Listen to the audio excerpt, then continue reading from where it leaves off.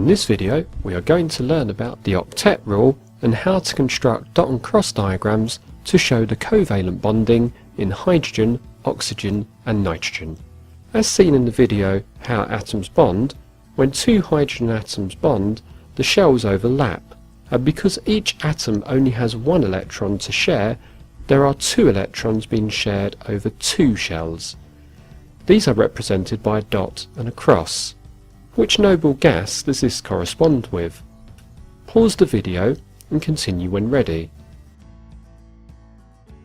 The answer is helium, which has two electrons in its outer shell. As a result of electron sharing, each hydrogen atom now also has two electrons in its outer shell. In the next example, we are going to consider oxygen. It's in group 6.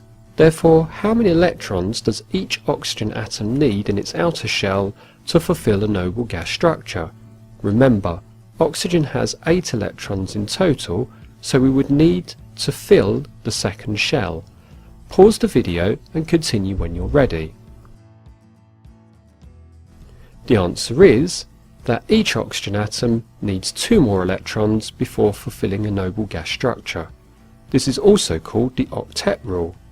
In this example, the octet rule is fulfilled because each oxygen atom shares 2 electrons in the outer shell, forming an O2 molecule. If you count the number of electrons in each shell, you should notice that each shell has 8 electrons shared over 2 shells, shown by the dots for one oxygen atom and crosses for the other, which is the ideal. Whenever you draw a dot and cross diagram, wherever possible, you should ensure that A, the electrons are equally spaced, and B, that they are paired. The fact there are 2 shared pairs of electrons in the middle, where the shells overlap, means that the oxygen molecule, O2, has 2 covalent bonds connecting each oxygen atom.